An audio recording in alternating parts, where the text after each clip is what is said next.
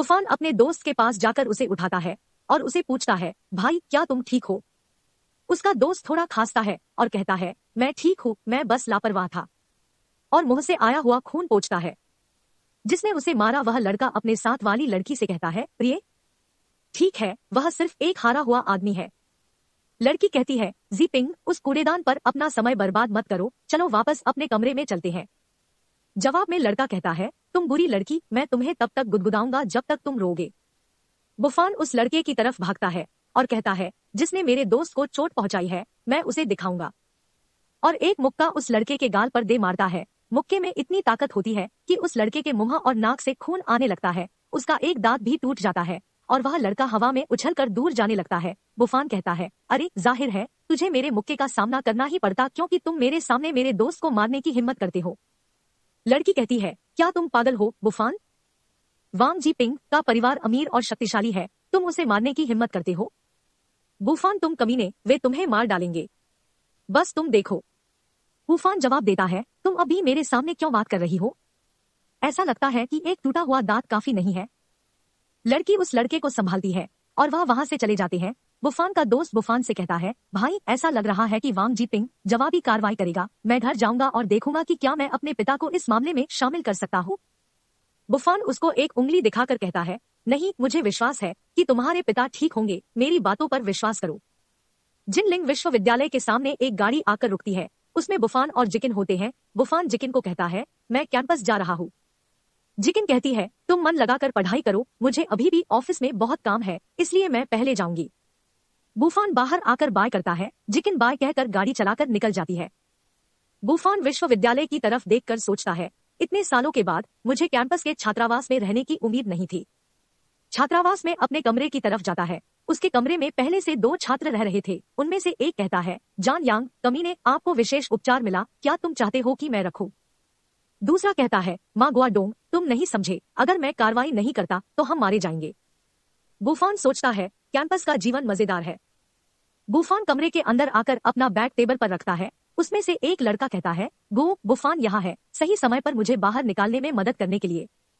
दूसरा लड़का बुफान से कहता है, बुफान जाओ मेरे लिए सोडा की एक बोतल खरीद के लाओ, फिर मेरा शयन कक्ष साफ करो। बुफान सोचता है, ओह, तुम्हें लगता है कि मैं वैसे ही तुम्हारे आदेशों का पालन करूंगा? फिर उनको कहता है, यह अपने आप करो, एक कमरे की सफाई करना सबकी अपनी अपनी जिम्मेदारी होती है, हमें मिलकर काम करना चाहिए। दोनों लड़के कुर्सी पर बैठे हुए होते हैं, चौंक कर खड़े हो जाते हैं और सोचते हैं, क्या? उनमें एक कहता है, 2 महीनों की गर्मी की छुट्टियों के बाद क्या तुम्हें लगता है कि एक कौवा फोनिक्स में बदल जाएगा? तुम्हारी हमसे इस तरह बात करने की हिम्मत कैसे हुई? तभी लात मारकर कोई दरवाजा खोलता है, 4 लड़के अंदर आते हैं, चारों गुस्से में होते हैं। उनमें से सबसे ऊंचा लड़का पूछता है, बुफान नामक कमीना कौन है? बुफान के रूममेट में से एक उनकी तरफ बिना देखे कहता है, कमीने, तुम हमारे छात्रावास के दरवाजे को लात मारने वाले कौन होते हैं? दूसरा उसको डांटते हुए कहता है, क्या तुम पागल हो? वह वांग जियोंग है, जिनलिंग वांग परिवार का गौरव पुत्र, हम उससे लड़ने में सक्षम नहीं है। दूसरा लड़का हाथ जोड़कर उस लंबे लड़के से कहता है, भाई जियोंग, मुझे समझ नहीं आ रहा है कि तुम यहाँ बहुत सारे लोगों को क्यों ला रहे हो।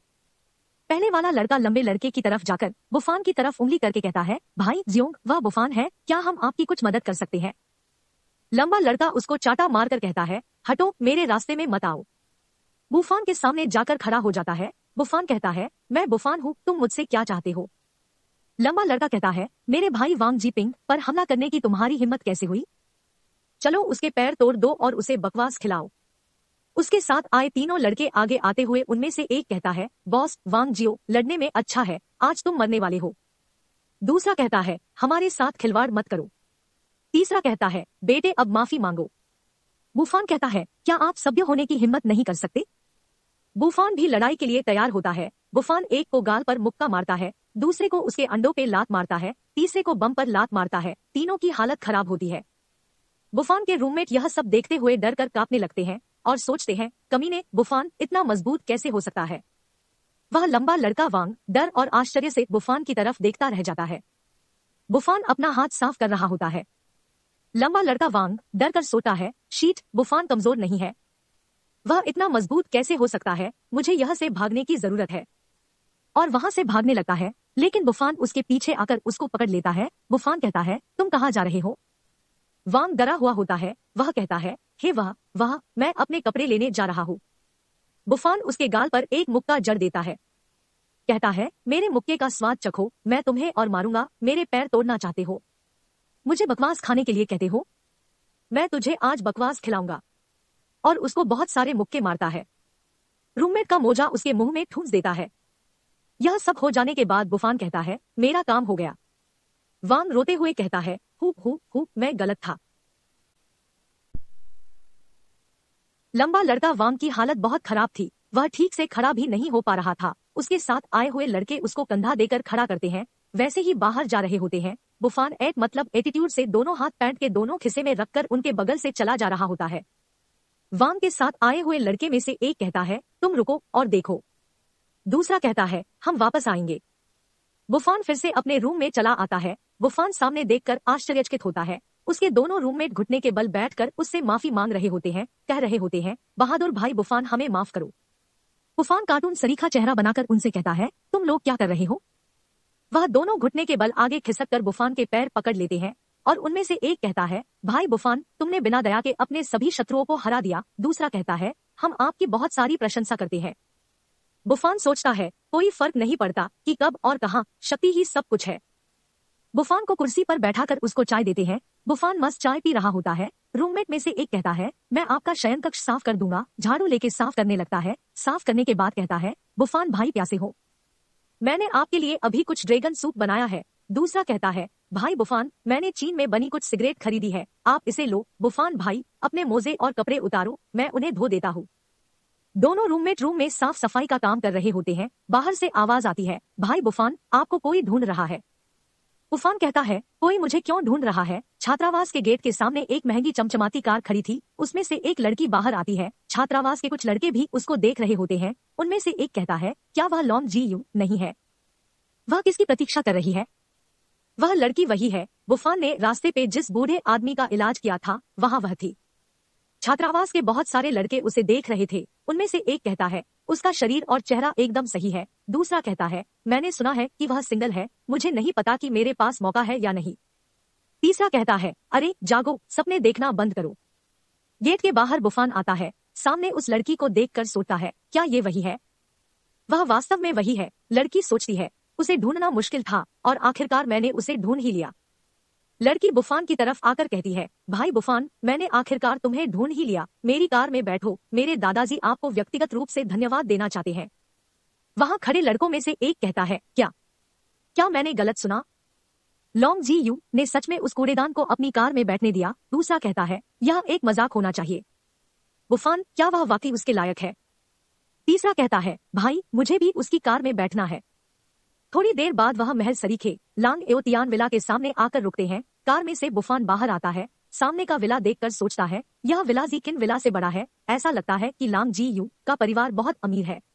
लड़की को पूछता है, आपने मुझे किस प्रकार ढूंढा? लड़की कहती है, स्ट्रीट सीसीटीवी ने आपकी कुछ तस्वीरें खींची थी और मैंने आपको ढूंढने के लिए एक परिचित से संपर्क किया। वह दोनों अंदर आते हैं जहां दादाजी सोफे पे बैठे होते हैं। लड़की दादाजी को कहती है, दादाजी देखो यहाँ कौन है। दादाजी खड़े होकर पूछते हैं, क्या तुम वही बच्चे हो जिसने मुझे बचाया? बुफान दादाजी को कहता है, मिस्टर लॉन्ग, मेरा नाम जो बुफान है। दादाजी उससे कहते हैं, युवा नायक, मैं धन्यवाद कहना चाहूंगा। वहां और लोग आते हैं। जियांग बी और जो कियान चान के साथ में 3 आदमी होते हैं। जियांग बी उस जो कियान चान को कहता है, मास्टर, मैंने आपके उपचार में तेजी लाने के लिए कुछ डॉक्टरों को आमंत्रित किया है। दादाजी उनको देखकर कहते हैं, आप मेरे सबसे अधिक देखभाल करने वाले छात्र हैं। जियांग कहता है, बेशक। वह मास्टर कहता है, श्री लॉन्ग, आपके मेडिकल रिकॉर्ड को पढ़ने के बाद हम सर्वसम्मति से हार्ट बाईपास सर्जरी कराने की सलाह देते हैं। दादाजी गुस्से से टेबल पर हाथ मारते हुए कहते हैं, हृदय शल्य चिकित्सा? हमारी चीनी दवा की जड़ें बहुत विशाल और गहरी है। क्या मुझे हर जगह पाई जाने वाली बीमारी के लिए पश्चिमी चिकित्सा पर निर्भर रहना पड़ेगा? आए हुए लोगों में से एक कहता है, मिस्टर लॉन्ग, आपकी बीमारी वर्षों से जमा हुई है और अब एकमात्र रास्ता सर्जरी के माध्यम से है। दूसरा कहता है, हाँ, यह बीमारी बहुत देर से चल रही है। भले ही यह चीनी दवा की मदद ले, वह काम नहीं करेगा। तीसरा कहता है, मिस्टर लॉन्ग, चलो ऑपरेशन के लिए तैयार हो जाइए। अगर हम शहर में हैं तो आप ठीक रहेंगे। जियांग कहता है, मास्टर, डॉक्टर जो पश्चिमी क्षेत्र में सबसे प्रसिद्ध चीनी चिकित्सा विशेषज्ञ है, उन्होंने आपको सर्जरी कराने की सलाह भी दी। आपको इस पर ध्यान से विचार करना चाहिए। लड़की दादाजी का हाथ पकड़कर कहती है, दादाजी, आपका स्वास्थ्य महत्वपूर्ण है। दादाजी निराश होकर कहते हैं, तो ठीक है। बुफान कहता है, मिस्टर लॉन्ग को ऑपरेशन की जरूरत नहीं है। वहाँ के सब लोग शॉक होकर बुफान की तरफ देखने लगते हैं। दादाजी कहते हैं, वैसे यह जो बुफान है, उसने मुझे पिछली बार बचाया था। वहाँ आया डॉक्टर जो बुफान से पूछता है, क्या तुम मेडिकल छात्र हो या चीनी दवा परिवार से हो? बुफान जवाब देता है, नहीं, मैं जिनलिंग विश्वविद्यालय में सिर्फ एक साधारण छात्र हूँ। डॉक्टर गुस्से से कहते हैं, बकवास, तुमने मेरे फैसले पर संदेह करने की हिम्मत की। वहाँ खड़े लोगों में से एक कहता है, जब मैं छोटा था तब मैं डिंग मारता था। देखते हैं आपके हिसाब से अब हम क्या करें। दूसरा कहता है, अगर आप खुद को साबित करना चाहते हैं तो आपको सबूत देने होंगे, झूठ बोलना बंद करना होगा। जियांग कहता है, नम्रता रखने वाले विनम्र युवा सफल होंगे। दादाजी बुफान के कंधे पर हाथ रखकर कहते हैं, बुफान, वह एक वरिष्ठ डॉक्टर चीनी चिकित्सा का है। अगर आप डॉक्टर बनने के लिए अध्ययन करना चाहते हैं तो मैं आपका परिचय करा दूंगा। बुफान सोचता है, ऐसा लगता है कि मिस्टर लॉन्ग मेरी बात पर विश्वास नहीं करते हैं। उसको थोड़ा गुस्सा आता है। जियांग कहता है, एक छोटा सा अनुरोध, यह मुश्किल नहीं होगा। दादाजी कहते हैं, युवाओं को और सीखने की जरूरत है। बुफान गुस्से में था। वह कहता है, अगर ऐसा है तो मैं अभी जा रहा हूँ। दादाजी उनके नातिन से कहते हैं, यू उसके साथ जाओ। वह लड़की कहती है, ठीक है दादाजी।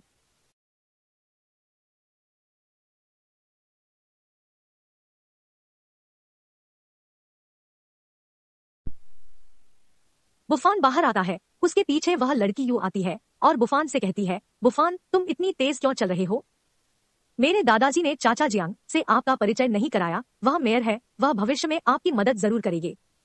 बुफान यह सब सुनकर रुक जाता है और कहता है, मैंने अपने जीवन में कुछ असाधारण चीजें की है। कभी भी दूसरे लोगों पर निर्भर नहीं रहा, फिर भी दूसरे मुझसे एहसान मांग रहे हैं। वह लड़की सोचती है, यह लड़का बहुत अहंकारी है। बुफान आगे कहता है, यह दवा आपके लिए है, इसे श्रीमान लॉन्ग को दे दो, उनकी बीमारी निश्चित रूप से ठीक हो जाएंगी। दवा की बोतल लड़की की तरफ उछालता है। वह लड़की बोतल पकड़ लेती है। वह लड़की सोचती है, एक गोली? यह लड़का सोचता है कि वह एक भगवान है। अंदर से आवाजें आती है, श्रीमान, उसे क्या हो रहा है? जल्दी करो, बिस्तर पर लेटा दो। दादाजी बिस्तर पर लेटे हुए होते हैं। उनके मुंह पर खून लगा हुआ होता है। ऐसा लगता है जैसे उनको खून की उल्टी हुए हैं। छाती पे दिल के पास हाथ रखे हुए होते हैं। जियांग कहता है, बहुत देर हो चुकी है, अगर हम अभी लेके जाते हैं तो मुझे चिंता हो रही है। दूसरा आदमी कहता है, जल्दी करो और मिस्टर लॉन्ग को सर्जरी के लिए अस्पताल ले जाओ। डॉक्टर कहता है, जल्दी करो, ऑक्सीजन टैंक लाओ। लड़की दादाजी के पास आकर उनसे पूछती है, दादाजी, आपको क्या हो रहा है? डॉक्टर की तरफ देखकर वह लड़की कहती है, आप क्या कर रहे हैं? जल्दी करो, कुछ करो। डॉक्टर कहता है, हम पर्याप्त चिकित्सा उपकरण नहीं लाए हैं, हम उसे केवल अस्पताल भेज सकते हैं। लेकिन आपके दादाजी की हालत, जब हमने अस्पताल में जांच की तो पैराप्लेगिया होने की संभावना है। वह लड़की कहती है, मैं इस गोली के साथ कोशिश करूंगी। उसके आंखों आंसू होते हैं। बुफान ने दी हुई बोतल में से वह गोली निकालती है। उस गोली में से गोल्डन कलर की स्पिरिचुअल पावर निकल रही होती है। डॉक्टर कहता है, उनको दौरा पड़ा है, इसका परिणाम खराब होगा। वह लड़की चिल्लाती है, दूर हो जाओ, परिणाम चाहे जो भी हो, मैं इसे सहन करूंगी। और वह गोली दादाजी को खिला देती है और सोचती है, इसे काम करना चाहिए। गोली खाते ही दादाजी के शरीर के आसपास गोल्डन कलर की स्पिरिचुअल पावर घूमने लगती है। वहां खड़े सब लोग आश्चर्यचकित होकर कहते हैं, यह क्या है? थोड़ी देर बाद दादाजी कहते हैं, मैं काफी बेहतर महसूस कर रहा हूँ। लड़की खुश होकर कहती है, दादाजी। जियांग कहता है, क्या वह गोली के कारण ठीक हो गए? दूसरा आदमी कहता है, यह कैसे हो सकता है? डॉक्टर कहता है, पारंपरिक चीनी दवा भी इतनी जल्दी बीमारी का इलाज नहीं कर सकती। दादाजी उठ खड़े होते हैं और पूछते हैं, क्या यह जो बुफान की वजह से है? लड़की बताती है, यह वह गोली थी जो उसने दी थी। दादाजी थोड़े गुस्से से कहते हैं, मैं सचमुच अंधा हूँ। आपको उसे वापस आमंत्रित करना होगा चाहे कुछ भी हो। और उन लोगों की तरफ उंगली कर गुस्से से कहते हैं, मैंने सच्चे डॉक्टर भगवान को खो दिया है, तुम लोग अविश्वसनीय हो, छोड़ो। वह सब लोग घबराकर बाहर दौड़ते हुए निकल जाते हैं। बुफान विला के गेट के बाहर निकलते हुए सोचता है, मेरे द्वारा दी गई युआन की गोली के साथ लॉन्ग तियान अभी के लिए ठीक होना चाहिए। एक लड़की दौड़ते हुए बुफान के पास से गुजरते हुए फोन पे कह रही थी, अरे दीदी, जल्दी मत करो, मैं जल्द ही के टीवी में आऊंगी। बुफान उसको देखकर सोचता है, यह लड़की बहुत प्यारी है, मुझे नहीं पता था कि कौन सा लड़का उसे प्यार देगा। थोड़ा आगे जाता है, उसके पास से और 3 लड़के दौड़ के उस लड़की की तरफ जा रहे थे। उनमें से एक कहता है, मैं 1 महीने से अधिक समय से तैयारी कर रहा हूँ, मैं इस अवसर को नहीं चूक सकता। एक लड़के के हाथ में रस्सी पकड़ी हुई होती है। दूसरा कहता है, मैंने वहां की स्थिति का पता लगा लिया है, आगे एक खाली गली है, उसका अपहरण करने का एक अच्छा मौका है।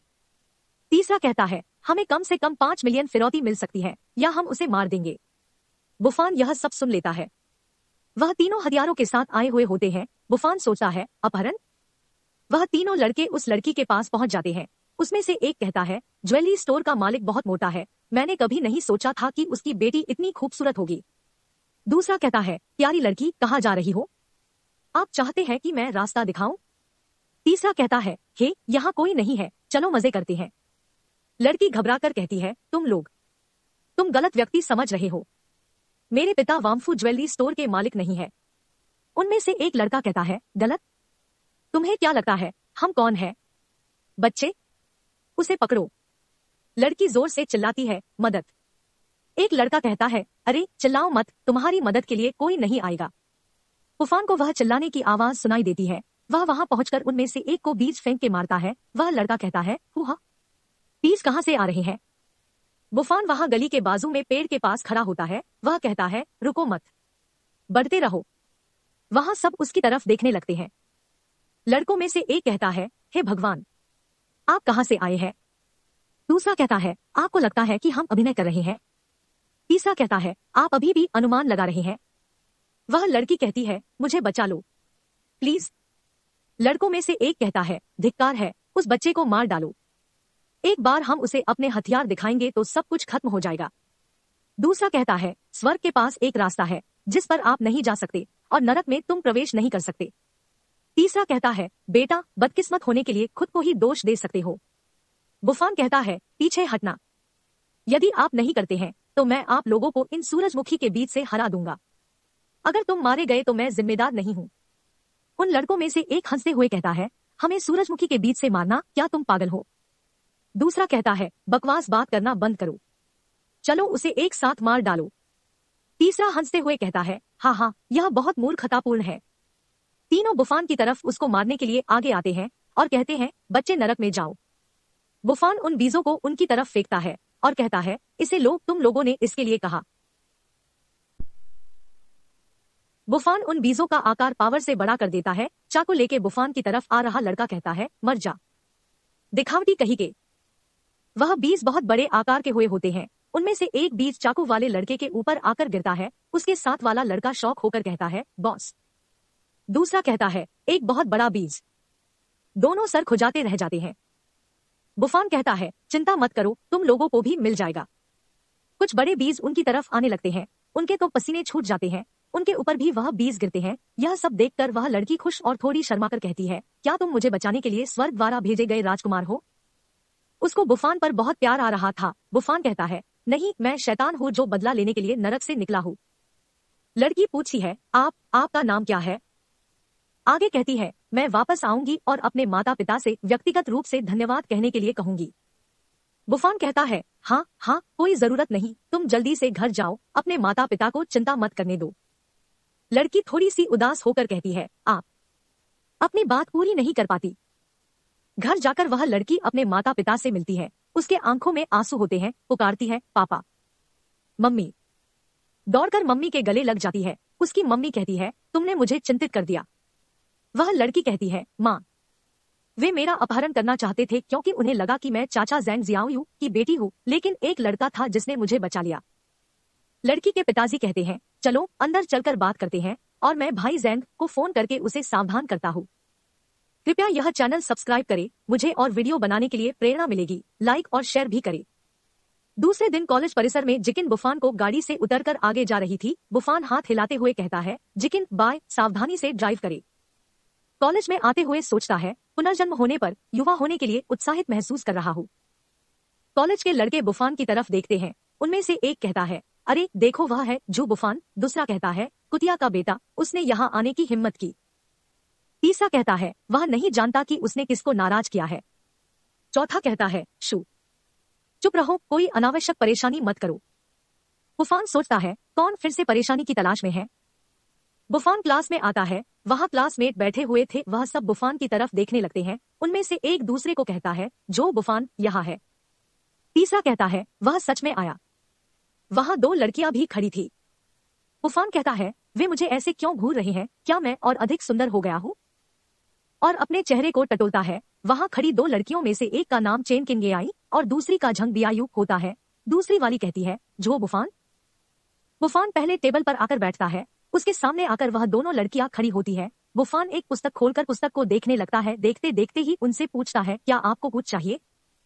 यू कहती है, वह लॉन्ग परिवार की युवती के कहने से बिल्कुल अलग है।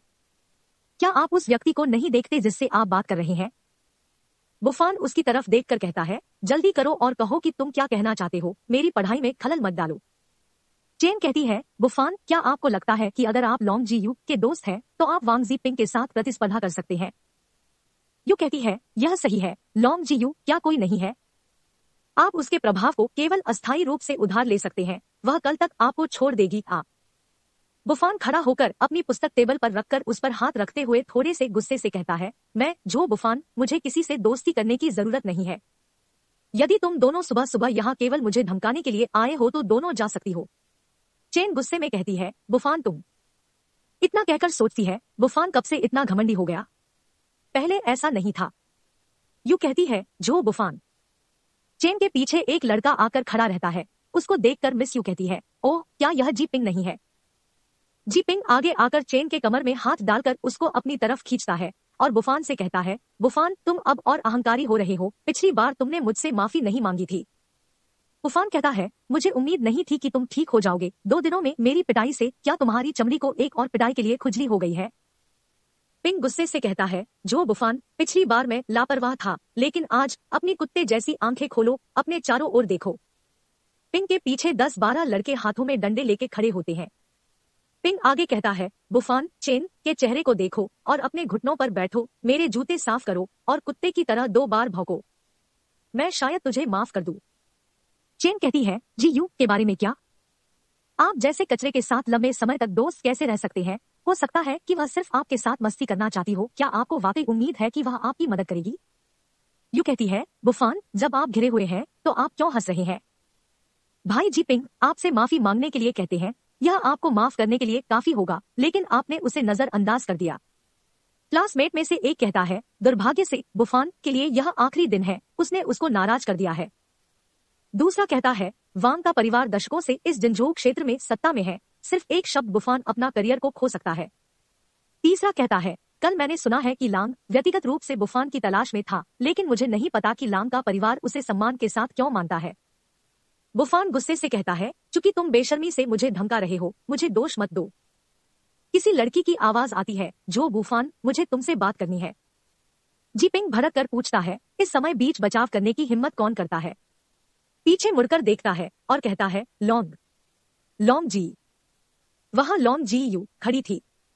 मारने आए लड़कों में से एक कहता है, बकवास, वह लॉन्ग जी यू। दूसरा कहता है, क्या वो यहाँ बुफान के लिए आई है? क्या यह नहीं दर्शाता है कि लांग परिवार उसकी रक्षा करता है? जी पिंग गुस्से से बुफान की तरफ उंगली कर गुस्से से कहता है, इस बार तुम भाग्यशाली है, अगली बार ध्यान दे। और सबको कहते हैं, चलो चलते हैं। बुफान टेबल पर बैठते हुए कहता है, आप ही भाग्यशाली है। मिस लॉन्ग उसके पास आकर कहती है, बुफान।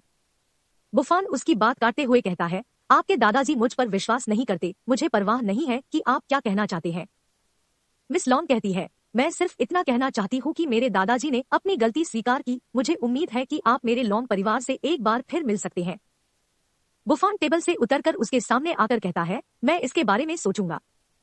मिस लॉन्ग कहती है, मुझे आपके उत्तर की प्रतीक्षा रहेगी। क्लासमेट में से एक कहता है, उनकी बातचीत को सुनकर ऐसा लगता है जैसे मिस लॉन्ग बुफान का पीछा कर रही है। दूसरा कहता है, अरे पहले बुफान का रवैया देख लो, वो थोड़ा परेशान लग रहा है। एक लड़की कहती है, ऐसा लगता है कि हम सबने उसे गलत समझा है। कृपया यह चैनल सब्सक्राइब करें, मुझे और वीडियो बनाने के लिए प्रेरणा मिलेगी। लाइक और शेयर भी करें। क्लास खत्म होने के बाद बुफान लॉबी में आते हुए सोचता है, दुर्भाग्य से मैं कक्षाओं को अच्छी तरह से नहीं समझ सकता, यह बहुत मुश्किल है। तभी फोन बजता है। फोन उठाकर बुफान कहता है, नमस्ते भाई जोआन, तुमने मुझे क्यों बुलाया? सामने से जोआन कहता है, अरे कैंपस आज से शुरू नहीं हो रहा है। मेरी एक नई प्रेमिका है, आज रात नान फेंग के टीवी पर आए, मेरी प्रेमिका ने आपको यहाँ आने के लिए आमंत्रित किया है। रात को बुफान फेंग केटीवी के पास पहुंच जाता है। गेट पर उसका दोस्त जोआन खड़ा था। बुफान उसको कहता है, भाई जोआन, मुझे खेद है कि तुमको इतनी देर प्रतीक्षा करनी पड़ी। जोआन कहता है, हाँ, तुम कब से मेरे साथ विनम्रता से पेश आ रहे हो। जोआन बुफान के गले में अपने हाथ डालता है। बुफान कहता है, नान फेंग, केटीवी की कीमत सस्ती नहीं है और आपकी प्रेमिका ने बहुत से लोगों को आमंत्रित किया है। ऐसा लगता है कि उसकी स्थिति उच्च है। जोआन कहता है, हाँ, जब आप वहां पहुंचेंगे तो आपको पता चल जाएगा कि यहाँ के लोगों का दर्जा ऊंचा है। मैं आपको मिलवाता हूँ। वह अंदर एक कमरे में आते हैं जहाँ कुछ लोग बैठे होते हैं। जोआन कहता है, शुआंग, यह मेरा सबसे अच्छा दोस्त है। उसका नाम जो बुफान है। यह मेरी प्रेमिका युआन शुआंग है। बुफान शुआंग से हाथ मिलाते हुए कहता है, नमस्ते। एक लड़की खड़ी होकर कहती है, यह कौन है। यह पता चला है कि यह कचरा झो बुफान है। बुफान उस लड़की की तरफ देखकर कहता है, झंग एक्साओयू। वह लड़की फिर कहती है, जो बुफान, आप वास्तव में इस जगह पर आने की हिम्मत करते हैं। यह वह जगह है जहां लोगों की उच्च स्थिति है, इसलिए जब आप बात करते हैं और कार्य करते हैं तो सावधान रहे। थाटमैन जिन परिवार से है, ली ह्यूएंग परिवार से है, वे शक्तिशाली है। यह मेरी कजन है, झंग टोंग टोंग। टॉम कहती है, नमस्ते अच्छे भाई। वह लड़की कहती है, क्या आप इसे जानते हो। टॉम कहती है, चचेरी बहन, वह वही था जिसने उस दिन मेरी जान बचाई थी। बुफान टॉम को कहता है, बस मुझे बुफान बुलाओ। टॉम कहती है, ठीक है भाई बुफान। वह लड़की टॉम का हाथ पकड़कर उसे कहती है, उसकी शक्ल से मूर्ख मत बनो। वह सारा दिन लड़ता है और उसके पास घर में पैसे नहीं है। उसकी माँ एक नौकर है। वहां बैठा हुआंग खड़ा होकर शुआंग से पूछता है, मैं आपसे पूछना चाहता हूँ कि आपने यहाँ किस तरह के दोस्त को आमंत्रित किया था। शुआंग कहती है, इन लोगों को मैंने यहाँ मौज मस्ती करने के लिए आमंत्रित किया था, तो आप स्थिति की परवाह क्यों करते हैं। हुआंग कहता है, मेरा समय बहुत कीमती है। मैं यहाँ सम्मानित लोगों से दोस्ती करने आया हूँ। मेरे पास जो बुफान जैसे कचरे के लिए समय नहीं है। हुआंग कमरे का दरवाजा खोलने जाता है, तभी बाहर से कोई जोर से दरवाजा खोलता है तो दरवाजा हुआंग के गाल पर जोर से लगता है। वह नीचे गिर जाता है। हुआंग कहता है, धिक्कार है, किस तरह का मूर्ख, दस्तक देना नहीं जानता। उसके नाक से खून बहने लगता है। दरवाजे से कुछ लोग अंदर आते हैं। उनमें से सबसे आगे वाला कहता है, मुझे अपना सारा एक्सक्लूसिव कार्ड दे दो। जिनके पास एक्सक्लूसिव कार्ड नहीं है वे यहाँ से निकल जाए। हुआंग खड़े होकर उस आदमी को कहता है, मैं हुआंग परिवार से हूँ, क्या तुम मुझसे यह कार्ड लेने की हिम्मत करते हो। वह आदमी कहता है, हुआंग परिवार। हुआंग परिवार के बारे में क्या अच्छा है। हमारा तीसरा भाई टाइगर है। हुआंग डर कर कहता है, टाइगर। चुतियान ये के नेतृत्व में है वह 3 टाइगर। हुआंग बहुत डर जाता है। आगे कहता है, क्या 3 टाइगर। वह आदमी उसकी तरफ उंगली कर कहता है, क्या वह हुआंग परिवार है। हमारी नजर में तुम लोग तो बस कुत्ते हो। हुआंग सोचता है, 3 टाइगर गिरोह जिन जो क्षेत्र में चुतियान ये के अधीन है, कोई भी चुतियान ये को नाराज नहीं कर सकता है। मुझे उसके साथ अच्छा होना है। वह आदमी कहता है, क्यों, क्या तुम अब और बात नहीं कर सकते। हुआंग के पेट में एक लात मारता है और कहता है, आगे बढ़े और सीखे कि एक अच्छा कुत्ता कैसे बने। अब क्षमा मांगो। कचरा। हुआंग कहता है, मुझे खेद है भाई। वह आदमी शुआंग की तरफ आकर उसका हाथ पकड़कर कहता है, इस लड़की को हमारे साथ खेलने दो, इतना ही काफी होगा। शुआंग डर कर कहती है, मैं। तभी जुआन आकर शुआंग के आगे खड़ा होता है, कहता है, शुआंग मैं तुम्हारी रक्षा करूंगा। शुआंग कहती है, जुआन आप खुद देखिए, अगर आप उसके खिलाफ जाते हैं तो आप खतरे में पड़ जाएंगे। यहाँ तक कि हुआंग भी उससे लड़ने की हिम्मत नहीं करता। रोते हुए कहती है, मैं उसके साथ जाऊंगी। वह आदमी खुश हो जाता है, कहता है, अच्छा। टॉम और उसकी कजन पर उसकी नजर पड़ती है। वह कहता है, वो 2 खूबसूरत लड़कियां भी आनी चाहिए। आओ आओ, हम एक साथ मजे करने जा रहे हैं। लड़की कहती है, तुम मूर्ख मत बनाओ। टॉम कहती है, मैं पुलिस को फोन करने जा रही हूँ। वह आदमी कहता है, अरे आज तुम भाग नहीं सकते। और वह कैसे खेलना है उसके बारे में सोचता है तो उसके नाक से खून आने लगता है। तभी बुफान अपना ओरा बाहर निकालता है। वह ओरा देखकर वह आदमी कहता है, कौन। बुफान उसको एक जोर का चाटा मार देता है। उसके कुछ दांत टूट जाते हैं और उड़कर पीछे जाकर कमरे के बाहर जमीन पर पड़ता है। दर्द से बेहाल होता है। उसको उसके साथ आए हुए आदमी कंधे से खड़ा कर वापस कमरे में लेके आ रहे थे। वह आदमी कहता है, अरे किस कमीने ने मुझे थप्पड़ मारा। इस कमरे को कोई नहीं छोड़ेगा। हुआंग कहता है, इसका मुझसे कोई लेना देना नहीं है। वह बुफान था, मैंने पहले ही माफी मांग ली थी। वह लड़की कहती है, बुफान देखो तुमने क्या किया, यह सब तुम्हारी वजह से है। बुफान उन आदमियों को कहता है, तुम सब के सब घुटने टेक कर दंडवत करो, मैं तुम पर दया करूंगा। हुआंग कहता है, बुफान तुम नहीं जानते कि आकाश कितना ऊंचा है, तुमने समस्या खड़ी की है और सभी को खतरे में डाल दिया है। वह आदमियों में से एक कहता है, भाड़ में जाओ। दूसरा कहता है, भाइयों अब इस कमीने को मारो। तीसरा कहता है, मैं उसे मार डालूंगा। चौथा कहता है, उसके हाथ पैर तोड़ दो। बुफान कहता है, कूड़े का ढेर है और लड़ाई के लिए तैयार होता है। कहता है, आप सब मर सकते हैं। बिजली की रफ्तार से एक को मुक्का मारता है। पहले वाले को नाक पर मुक्का मारता है। वह कहता है, आ मेरी नाक। दूसरे के पेट में मारता है। वह कहता है, आ मेरा पेट। तीसरे को अंडों पे मारता है। वह कहता है, यह खत्म हो गया है, मेरा भविष्य बर्बाद हो गया है। चौथा कहता है, ओ मेरा पाव। कृपया यह चैनल सब्सक्राइब करें। शुरुआत में उन आदमियों का बॉस जो लड़कियों को बुलाता है, हाँ वही, बुफान उसकी कॉलर पकड़कर ऊपर उठाता है और कहता है, क्या आपने कहा कि आपका बॉस 3 टाइगर है? इस बॉस को इतना मारा हुआ होता है कि उसके गाल पर बड़ा सा फुगा फुला हुआ होता है। वह कहता है, वह ठीक है, मेरे मालिक 3 टाइगर है, मारने की हिम्मत मत करो, मेरा बॉस आपको जरूर बर्बाद कर देगा। बुफान उसको जमीन पर पटक देता है और कहता है, 3 टाइगर से कहो आओ और मुझे देखो। हुआंग कहता है, बुफान तुम्हारी हिम्मत कैसे हुई 3 टाइगर के आदमी को पीटने की? अगर मैं 3 टाइगर से मिलूं तो मैं उनसे माफी मांग लूंगा। वह लड़की कहती है, क्या तुमको नहीं लगा कि हीरो होने से हम पर कोई असर पड़ेगा? भले ही तुम लड़ने में बहुत अच्छे हो, क्या तुम 3 टाइगर से लड़ सकते हो? बुफान उनकी बातों पर ध्यान नहीं देते हुए मस्त वाइन का ग्लास लेकर वाइन पीने लगता है। जुआन चिल्लाता है, झंग क्याओयू, चुप रहो। आगे कहता है, बुफान भाई ने जो किया वह तुम्हारी और टॉम टॉम की रक्षा के लिए किया है। अगर यह उसके लिए नहीं था तो आप अभी भी उसके द्वारा बेइज्जत किए गए होते। तुम एक बेकार लड़की हो। वह लड़की कहती है, आप बेकार लड़की किसको कह रहे हैं? हुआंग कहता है, जुआन तुम जियो वायु से यह कैसे कह सकते हैं? वो उसकी बात काटते हुए जुआन कहता है, तुम हारे हुए, चुप रहो। तुम कायर हो, मैंने कभी नहीं सोचा था कि तुम यहाँ सबसे कमजोर व्यक्ति हो। क्या तुम में जरा भी अभिमान नहीं है? क्या तुम बुफान का अपमान करने योग्य हो? बुफान सोफे पर बैठा वाइन पी रहा होता है। हुआंग गुस्से से ज्यादा कुछ बोल नहीं पाता, सिर्फ कहता है, तुम। बुफान कहता है, अरे भाई जुआन ऐसी बातें मत कहो, जल्दी ही यहाँ 3 टाइगर आएंगे, आप लोग पहले जाए। जुआन कहता है, लेकिन भाई। बुफान कहता है, मेरा विश्वास करो, मैं ठीक हूँ। हुआंग कहता है, आपने खुद कहा, अच्छा है, मैं यहाँ तुम्हारे साथ मरने के लिए नहीं हूँ। वह लड़की कहती है, मुझे इतना डर लग रहा है कि मैं इसकी मदद नहीं कर सकती, मैं बस यहाँ से निकलना चाहती हूँ। बुफान तुम यहाँ केवल अपने आप पर भरोसा कर सकते हो, बस देखे कि 3 टाइगर आपके साथ क्या करेंगे। टॉम टॉम का हाथ पकड़कर कहती है, चलो चलते हैं। टॉम कहती है, भाई बुफान अब खतरे में है, हम ऐसा नहीं होने दे सकते। वह लड़की कहती है, तुम उसकी मदद करने की कोशिश मत करो, मैं चाचा को बता दूंगी। जुआन कहता है, बुफान। बुफान उसकी बात काटते हुए कहता है, भाई जुआन आपको और शुआंग को भी निकलना चाहिए, मैं वास्तव में अकेले ही इस समस्या का समाधान कर सकता हूँ। जुआन कहता है, मैं नहीं जा सकता, हम भाइयों की तरह है, तुम हार भी जाओ तो मैं तुम्हारे साथ रहूंगा। शुआंग कहती है, मैं भी यहाँ रहूंगी। बुफान कहता है, ठीक है, मुझे पता है कि तुम लोग अच्छे दोस्त हो, लेकिन क्या तुम भूल गए? मैं वास्तव में चू तियान ये को जानता हूँ। जुआन कहता है, लेकिन। बुफान फिर उसकी बात काटता है, कहता है, यहाँ तुम लोगों के साथ, तुम बस मेरे रास्ते में रहोगे, इसलिए कृपया पहले चले जाओ। जुआन कहता है, ठीक है, तो सावधान रहना। थोड़ी देर बाद नानफेंग के टीवी के द्वार पर एक कार आकर रुकती है। वह पिता हुआ बॉस कहता है, बड़े भाई आप अंत में आ ही गए। कार से उतरकर टाइगर कहता है, धिक्कार है, किस कमीने ने तुम्हें इस तरह पिटा?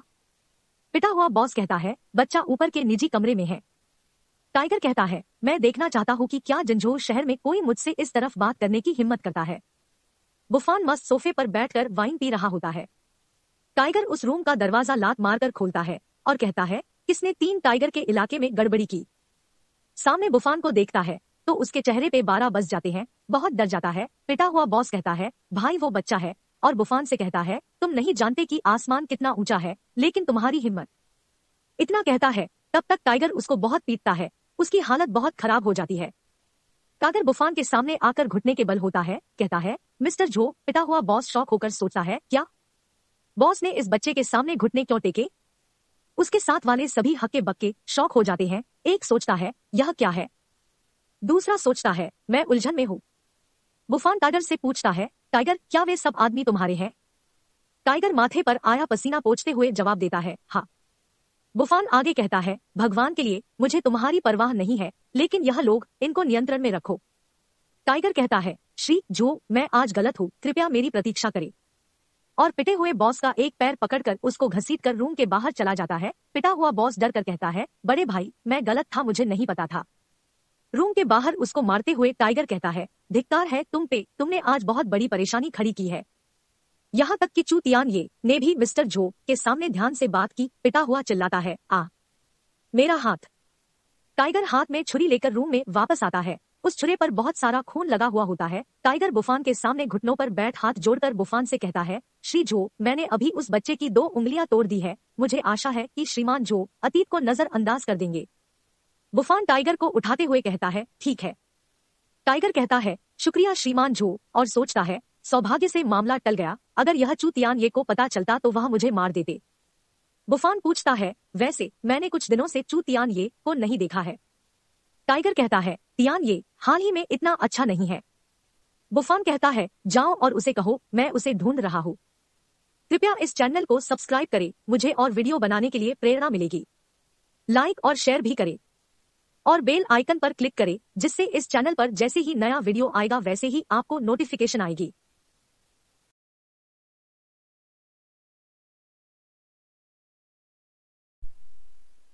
बुफान और टाइगर की गाड़ी तियानये विला के गेट पर आती है। उन्हें लेने के लिए खुद तियानये गेट पर आते हैं और कहते हैं, आप फोन करके बता देते, आपको यहाँ आने की जरूरत ही नहीं पड़ती। वहाँ सब अंदर आने के बाद बुफान कहता है, 3 ट्रेजर हॉल में कुछ भी नहीं जा सकता, मैं चू तियानये को परेशान करने की कोशिश कर रहा हूँ। तियानये कहता है, श्रीमान के साथ क्या बात है, बस मुझे बताओ। चू तियानये, इसे करने की पूरी कोशिश करूंगा। बुफान कहता है, हाल ही में क्या हुआ, आपके विला में इतने गार्ड क्यों हैं? उनका बॉडीगार्ड जिन कहता है, यह जंजोऊ के शाही परिवार की वजह से है। बुफान कहता है, शाही परिवार? और सोचता है, क्या यह वांग जीटिंग का घर है? जिन आगे कहता है, चूंकि श्रीमान बुफान ने तियान को बूढ़े आदमी यांग को इस शहर से बाहर निकलने में मदद की, वांग परिवार बाहर आया और हमें फिर से मार रहे हैं। तियान ये कहता है, श्रीमान बुफान, अगर यह वह ताबीज नहीं होता जो आपने मुझे पिछली बार दिया था, मुझे डर है कि वांग परिवार के हत्यारे ने मेरी हत्या कर दी थी। बुफान कहता है, वास्तव में यह तियानये के लिए भी एक अच्छी बात है। कम से कम यह साबित करता है कि तियान का व्यवसाय बड़ा और बड़ा होता जा रहा है, और यहाँ तक कि वांग परिवार भी डरता है। तियान कहता है, काश वांग परिवार इस शहर में 100 से अधिक वर्षों से खड़ा है और उसकी नींव गहरी है। ऐसा लगता है कि शहर में अभी भी उनके आदमी जड़े जमाए हुए हैं। उनकी तुलना में हमारी नींव कमजोर है। गोल्डन टाइगर, जाओ और वह ले आओ जो मैं श्री जो को देना चाहता हूँ। टाइगर कहता है, ठीक है।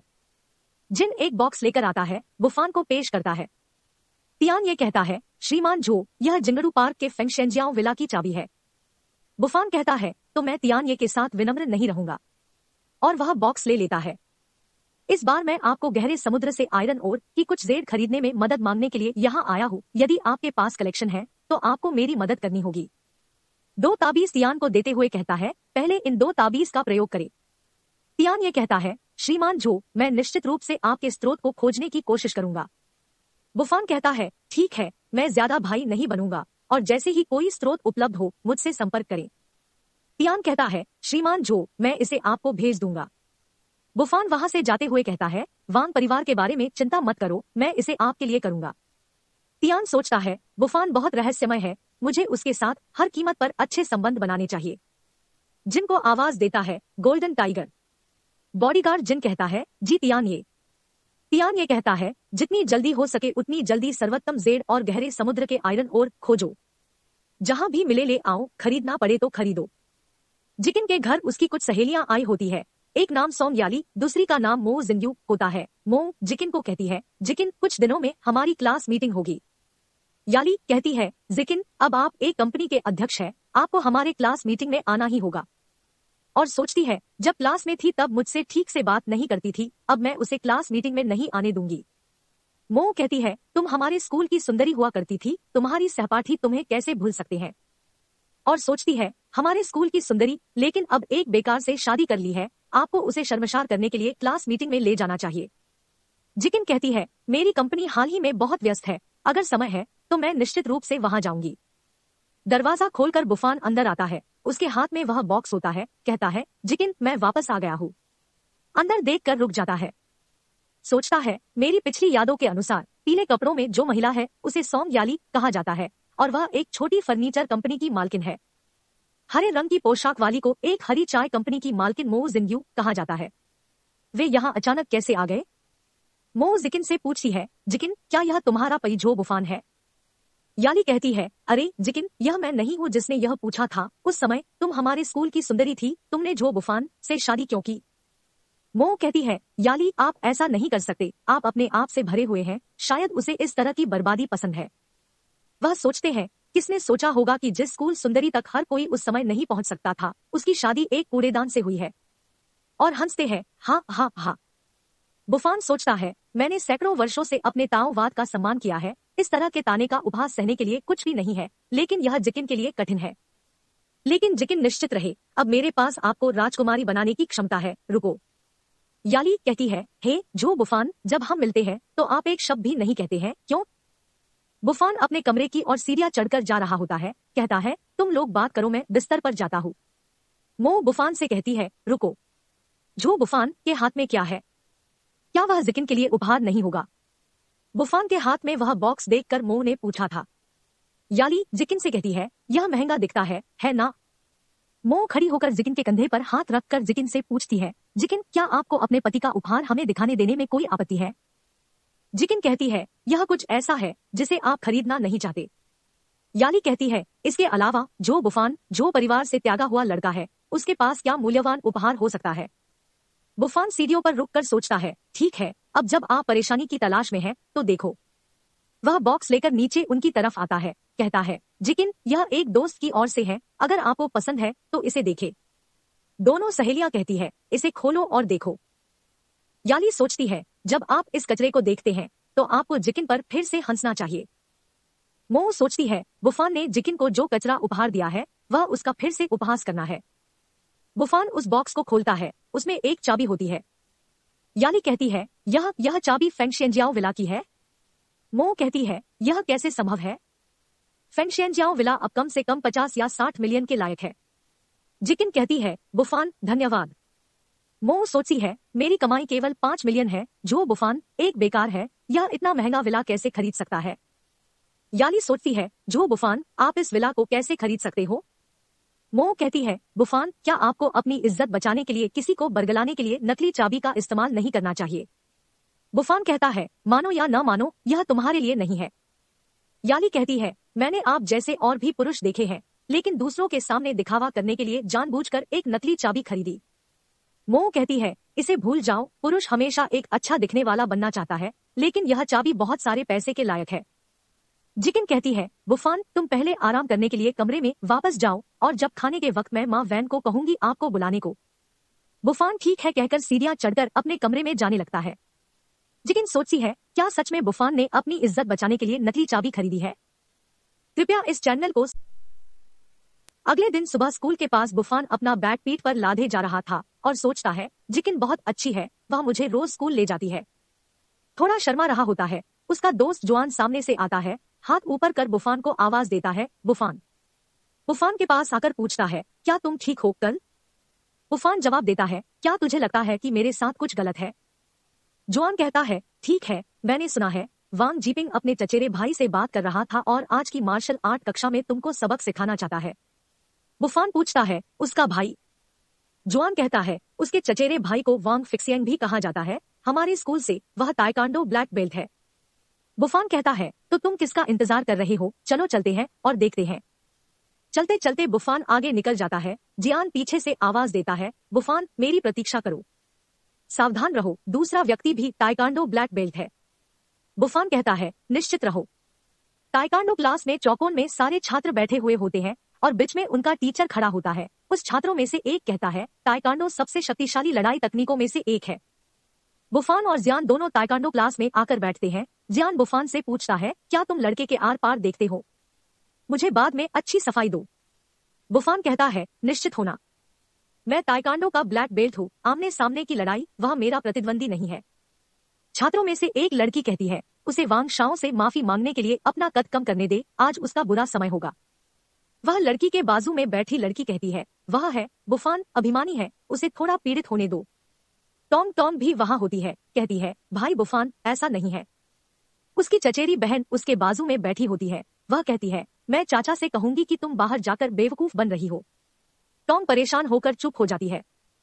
टीचर सबको कहता है, ठीक है, हमारे सहपाठी वांग, ताइक्वांडो के अध्यक्ष, इसे आपके सामने प्रदर्शित करेंगे। वांग उठ खड़ा होता है। वहां बैठी सब लड़कियां चिल्लाने लगती है। उसमें से एक कहती है, वाह, वांग बहुत सुंदर है। दूसरी कहती है, यह इतना सुंदर है और खेल सकता है, अगर मैं उसकी प्रेमिका होती तो अच्छा होता। तीसरी कहती है, मुझे वांग का पीछा करना चाहिए। वांग बुफान की तरफ उंगली कर कहता है, आओ और एक साथी के रूप में मेरी मदद करो।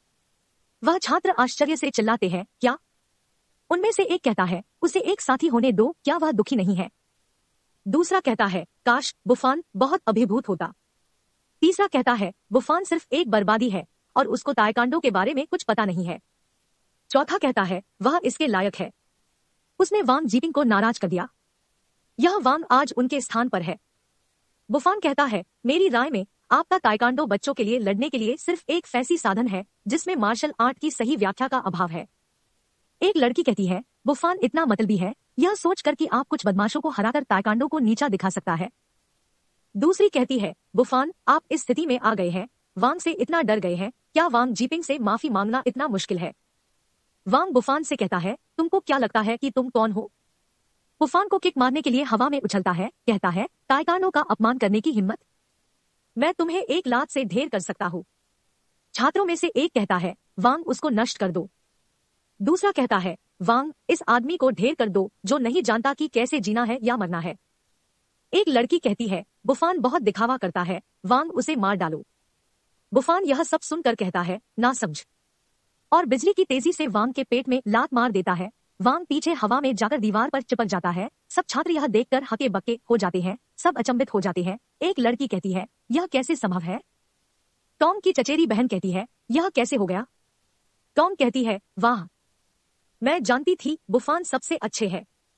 वांग दर्द से करहा रहा होता है। बुफान कहता है, जैसे कि मैंने कहा, ताइक्वांडो सिर्फ बच्चों का खेल है।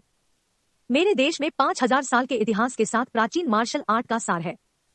टीचर बीच में आते हुए कहते हैं, बकवास, एक छोटे से छात्र के रूप में यहाँ बोलने के लिए तुम्हारे पास क्या योग्यता है?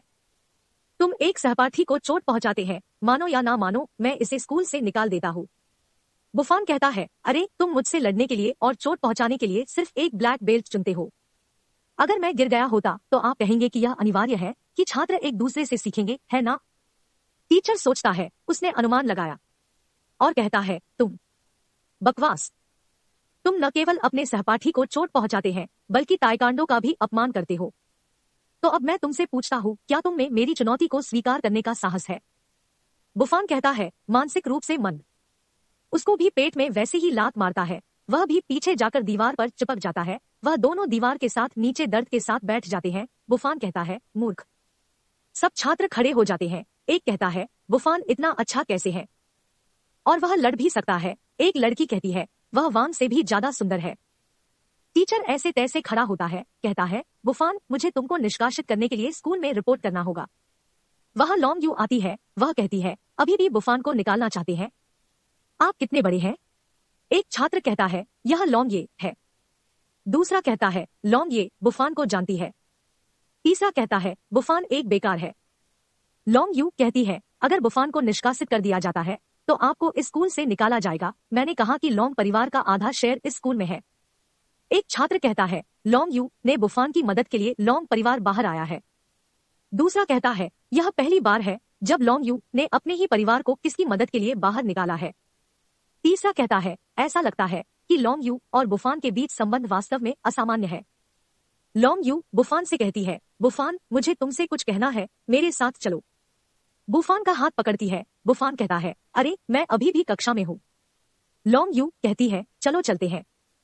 बुफान की पहले वाली प्रेमिका चेन सोचती है, धिक्कार है, यह सिर्फ एक बेकार कचरा था और उसको लॉन्ग यू सरीखे लड़की कैसे मिली। चेन का प्रेमी सोचता है, लॉन्ग परिवार का साथ है, बुफान से बदला लेना मुश्किल है। बुफान और यू स्कूल के बाहर आते हैं। लॉन्ग यू कहती है, यह मामला है, मेरे दादाजी ने आपकी गोली ली और उनकी बीमारी में बहुत सुधार हुआ है, इसलिए मैं आपको इसे फिर से देखने के लिए आमंत्रित करना चाहती हूँ। बुफान अपना हाथ उठाकर कहता है, कोई जरूरत नहीं है। पिछली बार उन लोगों ने मेरा मजाक उड़ाया था, जब से वे इस पर विश्वास नहीं करते, मैं क्यों जाऊं। बुफान के सामने आकर लॉन्ग यू उसको रोक कर कहती है, मुझे विश्वास है कि आप अभी भी ना नहीं कर सकते। बुफान, कृपया क्या आप फिर से आ सकते हैं? बुफान कहता है, ठीक है, लेकिन पहले तो मेरी बात सुनो, मैं तुम्हारे दादाजी का इलाज करूंगा, नहीं तो मैं चला जाऊंगा। लॉन्ग यू कहती है, ठीक है बड़े आदमी, इतना मतलबी मत बनो। वह दोनों स्कूल के बाहर खड़ी बहुत महंगी कार के पास आते हैं, उसमें बैठकर लॉन्ग के घर चले जाते हैं। कृपया इस चैनल को सब्सक्राइब करें मुझे। और लॉन्ग विला के गेट पर आकर गाड़ी रुकती है। मिस्टर लॉन्ग खुद उनको लेने बाहर आए थे। बुफान गाड़ी से उतरता है। मिस्टर लॉन्ग बुफान से कहते हैं, मिस्टर जो, अब समय हो गया है, पिछली बार मुझे बचाने के लिए धन्यवाद। बुफान कहता है, बुजुर्ग लॉन्ग, औपचारिक होने की जरूरत नहीं। मिस लॉन्ग भी गाड़ी से उतरती है। वह तीनों विला के अंदर आते हैं। हॉल में और दो आदमी होते हैं, लाओ गुक और उनका साथी गुजी फेंग। लाओ गुक कहता है, बूढ़ा एक लड़के के प्रति इतना दयालु क्यों है? आप उसे सर कैसे कह सकते हैं? फेंग कहता है, क्या इस युवक में कुछ खास है? मिस्टर लॉन्ग बुफान को उन दोनों से मिलवाते हुए कहते हैं, मिस्टर जो, मैं आपको मिलवाता हूँ, यह मेरा दोस्त है लाओ गो कहता है, जो, स्वागत है। विला के पीछे एक लेक था, उसके ऊपर छोटा सा ब्रिज होता है, उसके ऊपर से वह सब लेक की दूसरी तरफ जाते हुए मिस्टर लॉन्ग कहते हैं, लाओ गो, श्रीमान जो को कम मत समझो, मैं कुछ दिन पहले अचानक मरने की कगार पर था और उसने मुझे बचाया। मिस्टर जो, मैं आपसे आखिरी बार के लिए माफी मांगता हूँ। परिणाम देखने के बाद पिछले डॉक्टरों ने आपको भगवान का डॉक्टर भी कहा और वे आपसे माफी मांगने के लिए समय निकालना चाहते थे। बुफान कहता है, मिस्टर लॉन्ग दयालु है, मैं दूसरों के लिए काम नहीं करता हूँ और मुझे परवाह नहीं है कि दूसरे क्या कहते हैं। लेक के किनारे पे टेबल और कुछ कुर्सियां रखी हुई होती है, उसमें से एक कुर्सी खींचकर मिस्टर लॉन्ग कहते हैं, मिस्टर जो युवा है और उनकी एक सीधी सोच की प्रशंसा करनी चाहिए, कृपया बैठ जाइए। बुफान, मिस्टर लॉन्ग और लाओ यह तीनों कुर्सी पर बैठ जाते हैं। मिस लॉन्ग अपने दादाजी के पीछे खड़ी रहती है। नौकर चाय दे रहे होते हैं। मिस्टर लॉन्ग एक नौकर को कहते हैं, आओ मुझे वह उपहार दो जो मैंने तैयार किया है। नौकर कहता है, श्रीमान जो, कृपया ये लीजिए। वह एक ब्लैक कलर का कार्ड होता है। बुफान उसे ले लेता है। मिस्टर लॉन्ग कहते हैं, इस कार्ड में 5 मिलियन नगद है, जो श्रीमान जो के मुआवजे के रूप में गिना जाता है। उसी समय इस वीआईपी ब्लैक कार्ड को लॉन्ग परिवार के सभी उद्योगों में बिना किसी सीमा के मुफ्त में उपभोग किया जा सकता है। बुफान कहता है, अच्छा, आपके उपहार के लिए धन्यवाद। और सोचता है, मेरे परिवार के ब्लैक कार्ड साथ वह बहुत शांत है और लंबे समय बाद उपयोग कर सकता है। मिस्टर लॉन्ग बुफान से पूछते हैं, मेरी बीमारी का कारण क्या है? बुफान जवाब देता है, उस बीमारी के 2 कारण हैं। सबसे पहले, मिस्टर लॉन्ग, कुछ परिवार को विरासत में मिली छिपी हुई बीमारियां हैं जो विसरा से संबंधित है। मिस्टर लॉन्ग कहते हैं, वास्तव में तो। उनकी बात काटते हुए बुफान कहता है, मिस्टर लॉन्ग, दूसरा कारण है, अक्सर मार्शल आर्ट का अभ्यास करते थे और आंतरिक शक्ति मेरिडियन को प्रभावित करती थी। फेंग कहता है, मुझे लगता है कि तुम बकवास हो। जैसे कि हम सभी जानते हैं, मार्शल आर्ट आपके शरीर को मजबूत करता है और मार्शल आर्ट के आपके शरीर के लिए हानिकारक होने के बारे में कभी नहीं सुना। बुफान उठता है, मिस्टर लॉन्ग की तरफ देखकर पूछता है, क्या मिस्टर लॉन्ग, हर बार मार्शल आर्ट का अभ्यास करने के बाद कमजोर शरीर और सूजे हुए अंग होते हैं? मिस्टर लॉन्ग कहते हैं, वास्तव में ऐसा ही है। बुफान कागज और पेन लेकर उस पे लिखने लगता है और कहता है, मेरे द्वारा लिखी गई विधि के अनुसार औषधीय जड़ी बूटी तैयार करें। आपके पास सभी सामग्री होने के बाद उन्हें मुझे दें, मैं आपके लिए गोली बना दूंगा। फेंग कहता है, गोली बनाने के लिए आपको ही क्यों बुलाना चाहिए? और सोचता है, मुझे उसकी वास्तविकता का पता लगाना चाहिए। बुफान बहुत रहस्यमयी है, मैं अभी उसे आजमाता हूँ। बुफान कहता है, क्योंकि यह गोली मेरे सिवा कोई नहीं बना सकता। फेंग कहता है, बड़ी बड़ी बातें करते हो। आपके लिए खरीदना और बेचना एक अच्छा सौदा है। आज आपने 5 मिलियन लिए हैं और गोली बनाने के बाद और लोगे। बुफान अपनी 2 उंगलियों में वह ब्लैक कार्ड पकड़कर जवाब देता है, मैं ऐसा करने वाला आदमी नहीं हूँ।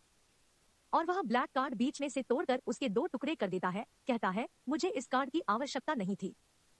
वहां से जाते हुए कहता है, उनके सोचने का तरीका अलग है, वे अलग है, मैं जाता हूँ।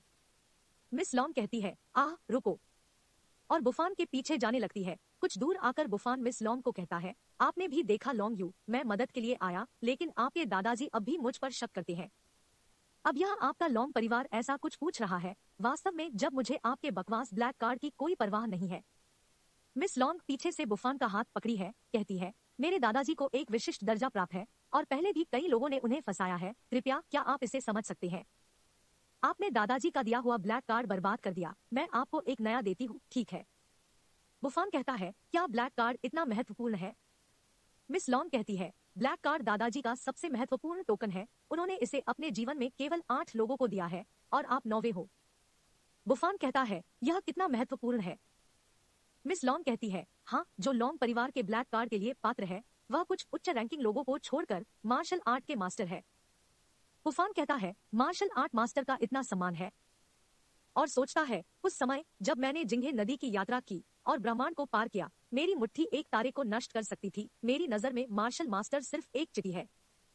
मिस लॉन्ग उत्तेजित होकर कहती है, मार्शल आर्ट मास्टर हवा को तलवार की तरह पकड़ सकता है, गैस निगल सकता है और लोगों को मार सकता है, पानी पर चल सकता है, क्या यह काफी है?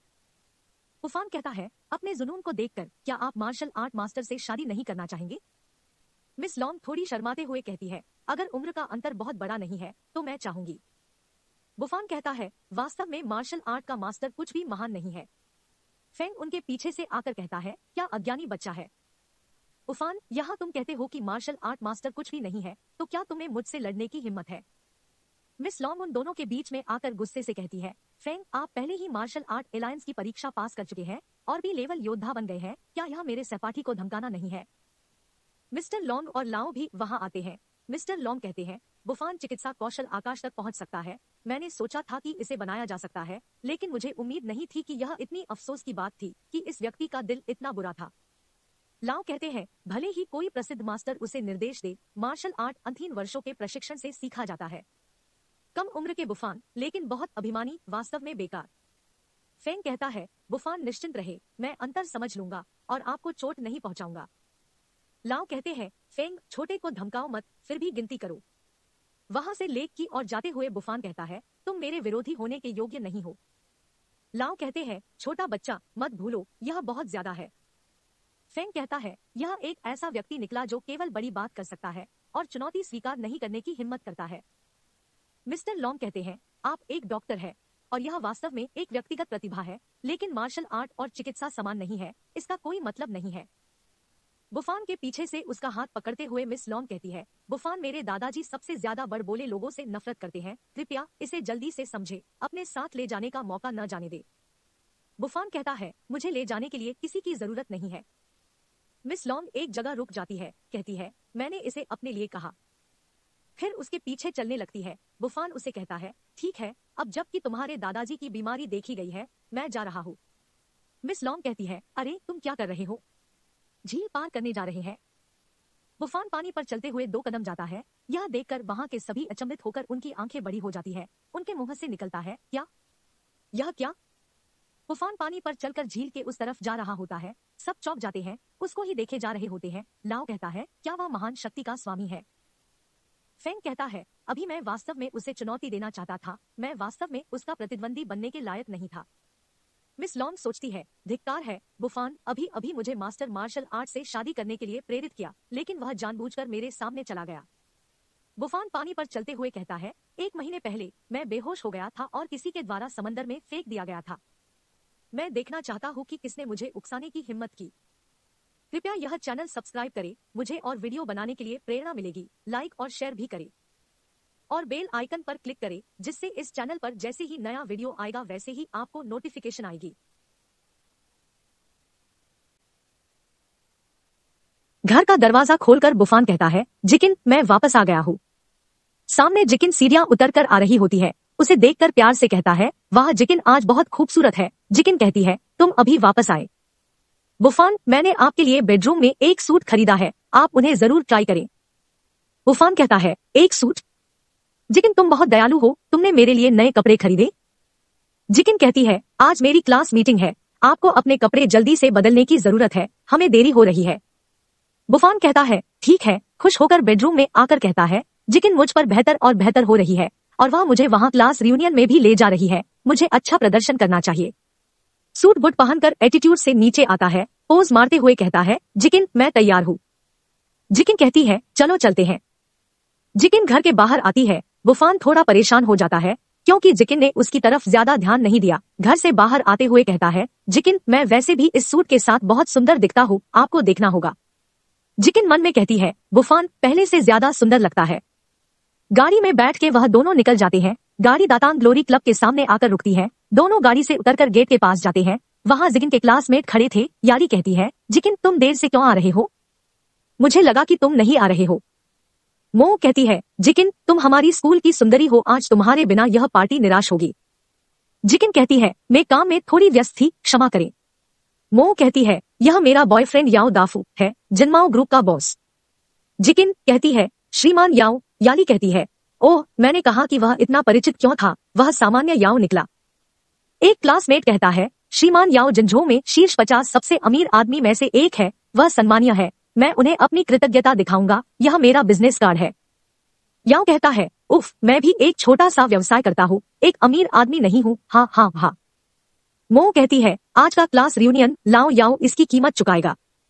एक लड़की कहती है, ओह, सारी कीमत याओ भुगतान करेंगे।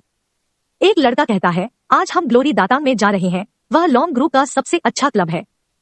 दूसरा कहता है, याओ दाफू वास्तव में समृद्ध है। जिकिन की दोस्त चेन मिन जिकिन को आवाज देती है। जिकिन पास आकर कहती है, बहुत दिनों से मुलाकात नहीं हुई। जिकिन कहती है, मिन, मैंने सोचा था कि तुम नहीं आओगे। मिन कहती है, मैं कल ही वापस आई हूँ और भविष्य में जिंझो में रहने की योजना बना रही हूँ। जिकिन कहती है, यह बहुत अच्छा है, मैं आपको खरीदारी के लिए मदद करूंगी। याली कहती है, लगभग सभी लोग यहाँ हैं, चलो क्लब हाउस चलते हैं। सब कहते हैं, अच्छा। गेट के पास खड़ा क्लब का आदमी कहता है, ओह, श्रीमान याओ, यहाँ कार से आए, यह हमारा नुकसान है, मुझे क्षमा करें। एक क्लासमेट कहता है, याओ की पहचान वास्तव में आसान नहीं है, यहाँ तक कि दातांग के गौरवशाली मैनेजर भी व्यक्तिगत रूप से उनका अभिवादन करने के लिए बाहर आए। दूसरा कहता है, आप देख सकते हैं कि सुपरवाइजर भी उनका आदर करता है। तीसरा कहता है, उसकी नम्रता तो देखो। याओ कहते हैं, मैनेजर टांग, आज हमारे पास बहुत सारे लोग हैं और हमें उत्तरी दिशा वाला निजी बड़ा कमरा चाहिए। मैनेजर टांग कहता है, दुर्भाग्य से अध्यक्ष याओ, उत्तरी दिशा वाला निजी बड़ा कमरा बुक किया गया है। मो कहती है, इसे बुक करने वाले को जाने क्यों नहीं देती?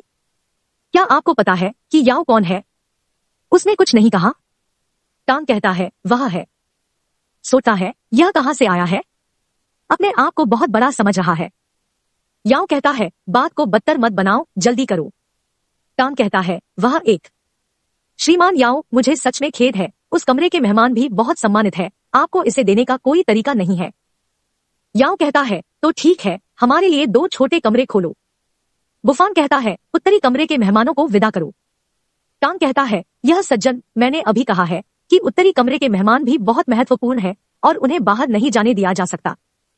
याली बुफान से कहती है, आपको क्या लगता है कि आप क्या है? आप उस कमरे को कैसे प्राप्त कर सकते हैं? मिस्टर याओ को भी नहीं मिल सकता। मो कहती है, बुफान अपने आप को अभिभूत न होने दे।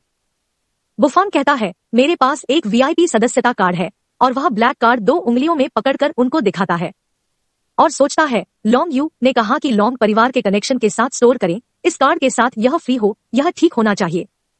वहां के सब आश्चर्यचकित हो जाते हैं, कहते हैं, क्या? मो कहती है, आपके पास दातांग ग्लोरी का सदस्यता कार्ड कैसे हो सकता है? याओ कहते हैं, दातांग ग्लोरी मेंबरशिप कार्ड के लिए न्यूनतम सीमा अग्रिम रूप से 5 मिलियन नगद जमा करना है और प्रति वर्ष 10 मिलियन से कम नहीं है। मैंने भी इसे लागू करने की हिम्मत नहीं की। एक कहता है, तांग राजवंश की महिमा का वीआईपी कार्ड जिंझो में एक स्थिति का प्रतीक है। दूसरा कहता है, क्या यह जिकिन का पति कचरा नहीं है? तीसरा कहता है, यह अविश्वसनीय है, ये जिकिन का पति असली चीज है। याली सोचती है, क्या हम सब पहले बुफान के बारे में गलत थे? मिन जिकिन से पूछती है, जिकिन, क्या आप यह नहीं कह रहे हैं कि आपका पति एक अकुशल कबाड़ है? उसके पास दातांग महिमा का सदस्यता कार्ड कैसे है? जिकिन थोड़ी सहमी हुई होती है, कहती है, मैं भी नहीं जानती। टांग बुफान से कहता है, सर, आपका कार्ड प्लीज। बुफान उसको वह कार्ड देता है। टांग कहता है, यह कार्ड क्या है? बुफान कहता है, मेरे पत्नी इस क्लास रियूनियन में आई थी, मैं नहीं चाहता कि वह निराश हो, उत्तरी कमरे के लोगों को जाने दे। टांग हंसता है और कहता है, सर, क्या आपका सदस्यता कार्ड फर्जी है? हमारा सदस्यता कार्ड केवल सिल्वर, गोल्डन और रेड है। मैंने कभी ब्लैक सदस्यता कार्ड के बारे में नहीं सुना। वहां के सभी लोग हंसने लगते हैं। याली कहती है, मुझे लगा कि आपके पास वास्तव में तांग राजवंश की महिमा का सदस्यता कार्ड है, अप्रत्याशित रूप से यह नकली है। मो कहती है, यदि आपके पास पैसा नहीं है तो आपको बहुत अधिक भुगतान करने की आवश्यकता नहीं है कि तांग राजवंश की महिमा का सदस्यता कार्ड प्राप्त करना इतना आसान है। एक कहता है, मैं सही था। याली कहती है, मैं आपको यह बता दूं, पिछली बार जब मैं जिकिन के घर गई थी तब इस आदमी ने फेंगटियांगजियाओ विला की एक नकली चाबी निकाली थी। दूसरा कहता है, वह फर्जी कार्ड निकला। तीसरा कहता है, इसने मुझे डरा दिया, बुफान एक बेकार है, आपके पास यहाँ एक वीआईपी कार्ड कैसे हो सकता है। याओ कहते हैं, युवा लोग एक अच्छी छवि चाहते हैं, मुझे पता है, लेकिन तांग राजवंश की महिमा वह नहीं है जहां आप गड़बड़ कर सकते हैं। तांग कहता है, हमारे दातांग महिमा में केवल सबसे विशिष्ट मेहमानों के पास सदैता कार्ड है, आज आप नकली कार्ड के साथ बढ़ाई करते हैं, आपको हमें समझाना होगा। जिकिन बुफान के आगे आकर कहती है, मैनेजर टांग, शायद वह गलत था, मैं उसके लिए माफी मांगती हूँ, अगर आपको मुआवजे की जरूरत है तो आप मेरे पास आ सकते हैं। याओ कहता है, एक आदमी इतना प्रतिभाशाली है कि अपनी गड़बड़ी पकड़ी जाने पर अपनी पत्नी के पीछे छुपता है। वहां की आवाजें सुनकर अध्यक्ष पेई वहां आते हैं और टांग को पूछते हैं, जियो टांग, क्या हुआ। टांग जवाब देता है, अध्यक्ष पेई, एक मामूली बात, मुझे व्यक्तिगत रूप से दातांग महिमा का हमारा नकली सदस्यता कार्ड मिला जिसे मैंने खोजा। अध्यक्ष पेई वह कार्ड टांग से लेते हैं और कहते हैं, किसी ने हमें बरगलाने के लिए नकली वीआईपी कार्ड लेकर यहाँ आने की हिम्मत की। टांग कहता है, अध्यक्ष पेई, यह व्यक्ति बहुत ही अथाह है, उसने तांग राजवंश की महिमा को भी ध्यान में नहीं रखा और नकली कार्ड लेकर आ गया। अध्यक्ष पेई उस कार्ड को ध्यान से देखते हैं और टांग पर चिल्लाते हुए कहते हैं, बकवास बंद कर। टांग डर कर कहता है, अध्यक्ष पेई। अध्यक्ष पेई बुफान के सामने आकर झुककर कहते हैं, श्रीमान क्षमा करें, प्रबंधक टांग की कोई आंखें नहीं है और उसको अपनी स्थिति का पता नहीं है। बुफान कहता है, वैसे भी मैं सिर्फ उत्तरी बड़ा वाला कमरा चाहता हूँ ताकि मेरी पत्नी का क्लास रियूनियन हो सके। अध्यक्ष पेई कहते हैं, कोई बात नहीं सर, प्लीज। बुफान जिकिन का हाथ पकड़ता है और कहता है, चलो जिकिन चलते हैं। जिकिन कहती है, ठीक है। मो याओ याली अचंभित रह जाते हैं, कहते हैं, मैं कौन हूँ, मैं कहाँ हूँ, मुझे क्या करना चाहिए। कृपया यह चैनल सब्सक्राइब करें, मुझे और वीडियो बनाने के लिए प्रेरणा मिलेगी, लाइक और शेयर भी करें और बेल आइकन पर क्लिक करें जिससे इस चैनल पर जैसे ही नया वीडियो आएगा वैसे ही आपको नोटिफिकेशन आएगी।